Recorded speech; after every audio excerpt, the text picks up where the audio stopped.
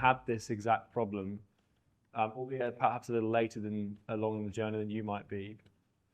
But you kind of have this like this window of your personal life where you're basically like trying to just all your life is about just trying to like battle this comfort.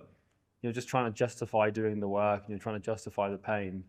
And part of you wants to do it because otherwise you wouldn't care. But I need to think about that a little bit more before I can give you like an answer, because in my experience, like it ends up solving itself. You kind of just get so sick of being in pain that you're like, might as well do the work. Then also the vision thing helps as well.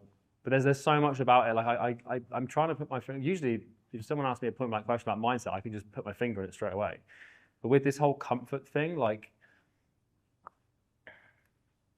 I get it, but the way that we overcame it was the whole vision thing, and like it needs to be about more than us. But I don't know if that's a completely rounded solution, to be honest. Like why? Okay, well if you're comfortable, why are you here? Otherwise, you wouldn't be here. You wouldn't spend 30 grand to come and sit in a room and listen to me talk 4 times a year. You wouldn't show up to the business. You wouldn't be there with your laptop open, paying attention. Like your mind and your identity says one thing, but your behavior and body says another. And the behavior and body are almost always right. So sometimes what people do is they just gaslight themselves into thinking that they're comfortable. Because it's like, why do you need to be in pain to work? I'm working. Exactly. So it's like, what's the problem then? Do you feel like you're not working hard enough? Do you feel like you're burning yourself out, or you're not like what? Do you know what I mean? Thanks. I don't know if it's like lost a sense of urgency. But this is the thing: is that I feel like maybe, I mean, I could be wrong here, right? So I'm just exploring this, but maybe it's the case that you had that sense of urgency and panic and fear and stress when you were starting, right? Because that's what starts you off and kicks you up the arse. Yeah. But now you're in a position where you've satiated that fear, and you need to find something else that pushes you forward other than fear. Because trust me, you don't want to be in that state that you were in when you started for the next 30 years, do you? No. Like imagine the only reason you're working is because you're in real terror and suffering. Like that would suck. That you'd hate the business. It would be miserable. So I think sometimes it's worth challenging the idea that you need to be in pain to do work. Like for example, I get up and work every day. I'm in pain insofar as that I'm not as far along as I work where I want to be. I'm not in this like state of panic and urgency and terror. Like I'm not like waking up like, oh my God, I've got to fight. Like it's no longer like that. It's more just like I'm just perhaps greedy or something. I don't know. But I would challenge that belief. Like, why do you need to be in pain to work? Do you not care about like perhaps the pain of people that don't know how to do client acquisition? Yeah, and that motivates you. That helps, but there's nothing more motivating than self-interest. Because it's like, you know, the whole vision thing and the big company thing and the plans and the goals, and I care about my clients and I care about the results, and that matters, but nothing trumps self-interest. And so far as me being like, I can get hundreds of thousands of leads and all of this respect and clout from the market. That's why I'm doing it. I'm not going to fool myself into thinking that I'm doing it for some bigger vision or something like that. Because that's when you start trying to rely on that, like you're like, oh, I can't be bothered, because it's not within your self-interest. It's like, you know, maybe you need to have like a bigger vision, man. Because you're, what is it that you're currently at in terms of like revenue? 30, 40, 50K a month? 50, yeah. You want to get to like 100? Yeah. There's only no difference in your life whatsoever. Your self-interest mechanism can't care about 100K a month. Because you know, if you're already taking home like multi-six figures, and you take home another multi-six figures, yeah, you might be able to buy a slightly nicer car, but that's not enough for you to think like, fucking hell, that's amazing. Yeah. But I'm talking about getting so fucking rich that I can buy anything I want for anyone I want, anytime I want, ever. It's like, oh, my mum wants a yacht, 5 million quid. There you go, darling. Like, it's shit like that where I'm like, that's nice. But obviously there's more to it than that, because like maybe I'm working for status, like I want to be seen as the #1 person or something like that.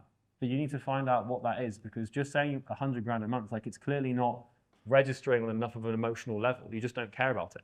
Why would you? It's only an extra, you know, 50K a month in income, which might seem insane because, you know, but you've already fulfilled those needs. If I said to you, Chris, what about 30 million a year? You'd be like, yeah, maybe that's worth getting up for. You know what I mean? So people like, if you've already got what you want in terms of your personal life, which it seems to me like you do, then you're not going to work for a little bit more money. You're just not. Maybe you care about status or respect, or maybe it's about something bigger than that. There's a reason you're here. You just have to find it. Do you know what I mean? Like, you don't just do shit without meaning to do it. You just need to find that part of yourself and ask, like, what the hell do you want? You have what you want, and getting towards what you want is fulfilling. And the way that you get what you want is by helping other people get what they want. So you create this fulfillment mirage where you think that it's the other people getting results that makes you happy, but really the reason that you're happy is because you're moving further along the trajectory because you're getting them what they want. Does that make sense? Yeah, so everyone's winning. Yeah, exactly. But this is the thing, is you can't rely on other people getting results and other people being happy for your happiness. Unless they're genetically connected to you or emotionally connected to you, you probably don't care as much as you might think.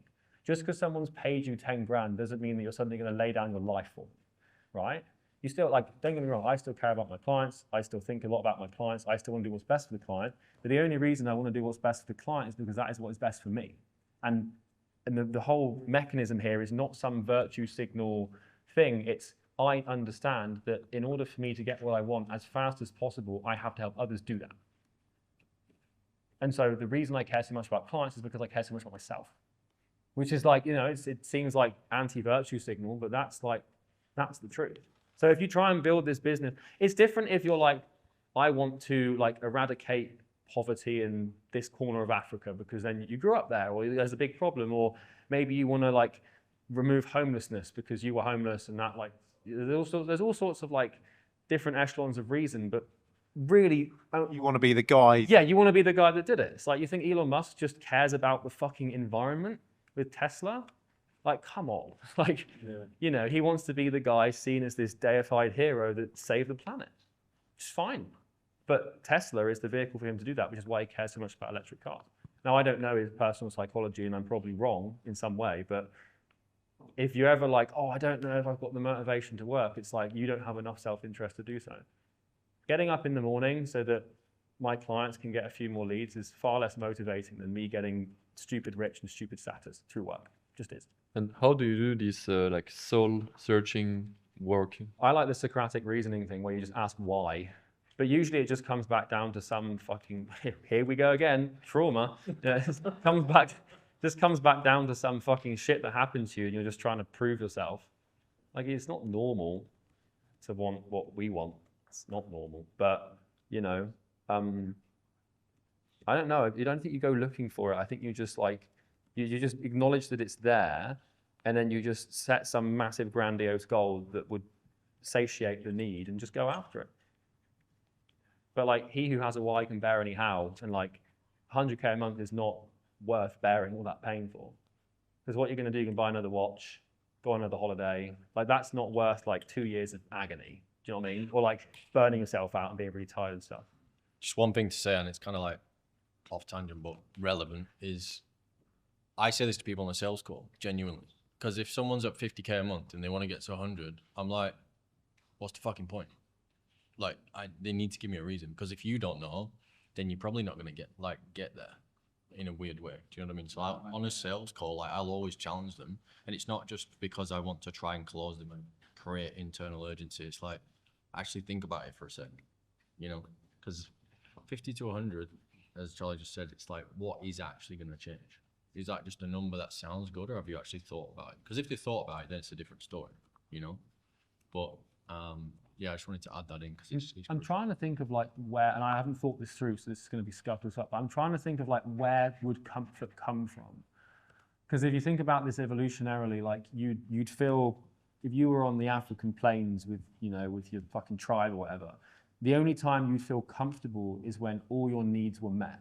The only time that you wouldn't be going out to hunt or do something is if you know you had enough food or enough water or enough shelter or enough whatever, and everyone was good.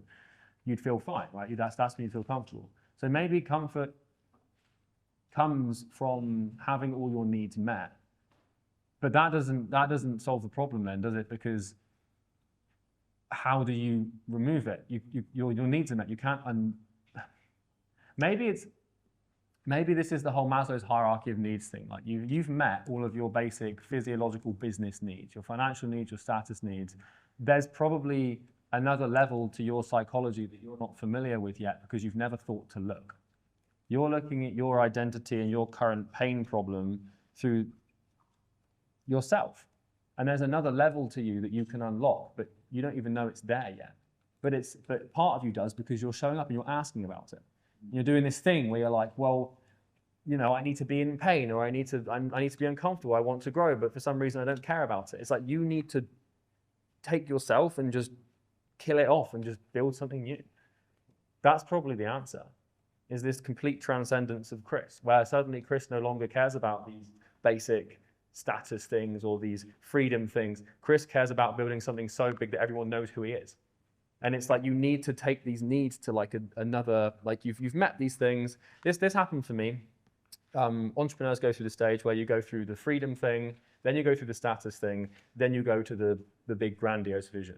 Most people get stuck at either freedom or status. Freedom is where they're like, oh, I've got enough money to do what I want when I want, whenever I want. And that's usually the first thing people want out of entrepreneurship. The second thing is status. I've got people looking at me, I've got people's attention, and I'm better than everybody else. Right? So people get stuck at freedom first, or they get stuck at status. And those are really the only two reasons people work. If you can learn to get rid of the need for those things through money, it has to go somewhere else. This is why I try and avoid like luxury things or trying to like give this like, it's really fucking hard to explain. But basically you have the energy, but it has to go somewhere. Does that make sense? Yeah. And it's like you need to reinvent yourself.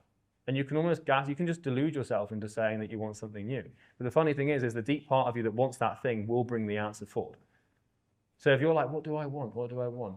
Oh, what if I just tell myself I want this? Well, that is actually what you want because your unconscious is communicating it to you.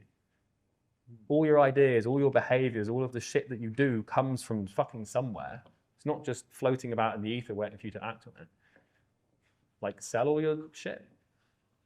Like, and this is the thing, then the ego comes in like, oh, but I can't do that because that's me. But it's like, well, that's kind of exactly the point. Like, what if you woke up tomorrow and you thought, do you know what? I want to get to 10 million a year. And I want to build a massive YouTube channel. And I want to be the best in the world at what I do. And I want everybody to know about it. And I want to be able to buy a fucking mansion in Surrey. And then, like, it's your goals are too small. That you're going after, like, you're going after something that's way too close to you. Like for me and Bo, we're talking about building a software business that can get to $1 billion valuation so we can both be multi-millionaires. I'm sorry, multi-nine-figure millionaires. Like a 200 mil exit for me, 200 mil exit for him. That's worth doing something for because that's so fucking big. If I was just like, right, do you know what? I just want to get like another 100K a month in the business, I wouldn't do anything. But I'm so like, the picture is so big. So maybe you have to think about what you want. Because you don't want 100K a month. If you did, you'd already be there. So can't you just be okay with like 50K a month? If you've got this like expansion archetype in your psychology where, like for example, if I'm not seeing expansion somewhere in my life, i.e. the business, I get really anxious and miserable. There's like a deep part of me that needs that. Like it's the most core need. It's why my entire life is about my business. And if it's not growing, I'm like beside myself with fear. So like that, what you've just said there gives me an indication that you don't necessarily have that or need that. You're just looking for security, right? And so you can then project that onto other people. No, I mean, I wish I could feel like that. You know, where you're just at 50K a month and, you know, your needs are met. This is how the unconscious works. Because sometimes I wish I could feel like it was enough, but it's never going to be. Yeah. It's like, yeah, why can't we all just settle with where we are? It's like, that's like telling a tree to stop growing. And if I'm not growing, then I'm not in peace. And like, well, I really just want to win. Yeah. Winning is like a $1 billion company. Yeah. It's like, okay, you're one of the best in the world at this thing. So then you get to a point where you'll be on to the next thing, which is... Well, yeah, then it's like, oh, 10 billion. Yeah. And then you probably die. And it's fine. Because you're just like, there's no goal, there's no end. It's just, there's no destination. It's just like, let's just do this thing until we die. Yeah. Right. And then, yeah, you help some people in the process. Anyway, mate, yeah, basically, I would just relook at your goals. Because it is that. It's like, you know, you're setting goals through your current sense of self and identity. And that means that you're highly limited. I'm setting my goals as if I'm someone that I'm not. this fucking audacious billionaire entrepreneur. Like, I'm nowhere near that, but it's like, fuck, that's actually worth doing stuff for.